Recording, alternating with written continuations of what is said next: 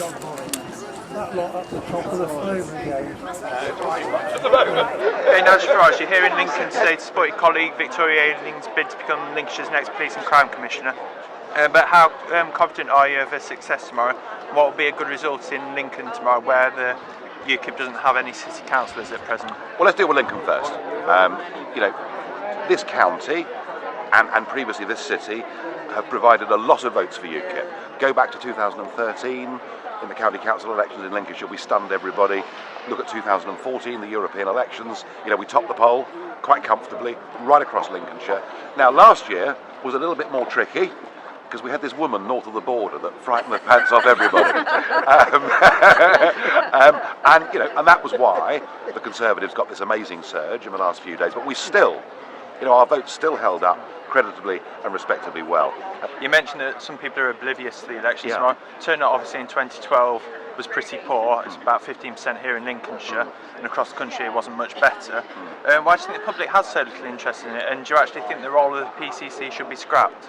Well, the public has so little interest in it because the BBC, the public service broadcaster, are not telling the nation it's going on.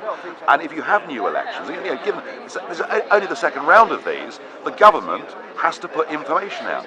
Democracy doesn't come for free, and we've not been advertising the fact. So I frankly think it's been very poorly handled. And I think after this, if the turnouts are as derisory in some parts of the country as I fear they may be, we're going to have a serious rethink. Either we do it properly, or we don't do it at all. And something that has been advertised, of course, is the European referendum in June. What particular issues do you think voters in Lincolnshire will consider when they actually go to the ballot box next month? Well, there's quite a lot of coast, isn't there? Lincolnshire has quite a lot of coast, and clearly, unarguably, the common fisheries policy has been a disaster for Lincolnshire, a complete disaster for Lincolnshire. And you just look across the North Sea on a very clear day, you can see Norway, well not quite, but on the other side of the North Sea, Norway have a 200-mile exclusive economic zone which is theirs to fish. What do we have off Lincolnshire? 6 miles that we have management over, and even within that, we have to accept quotas that are given to us from Brussels. So that's number one. Number two, Lincolnshire is a county that has seen since 2004 inward migration on a huge scale. Now, I have no difficulty at all with a sensible immigration policy, rather like the Australians have.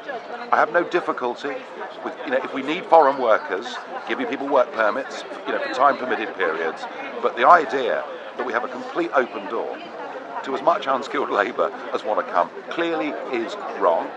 It has driven down wages in this county, put pressure on primaries. Parts of this county, 5-year-old kids are being bussed 20 miles to get a primary school place. This isn't good government. This isn't good management. And to those who say, but Nigel, because of mass immigration, the gross domestic product of Lincolnshire has gone up, I would answer that by saying, what about quality of life? Last question from me. Britain obviously joined the EU, or the EEC as it was called, back in 1973. Is there anything in the last 43 years that the EU has introduced that you think, hang on a second, we might keep that even if we decided to leave in June? There are about 120,000 pages of close-type legislation. And there's no doubt some of those laws are quite sensible things that we would have done anyway. Such as? But the problem is, I think some of the stuff about water quality and whatever are things that we would have wanted to have done anyway. We want the beach off Skegness to be clean and safe for our kids to go and swim in. Stuff like that.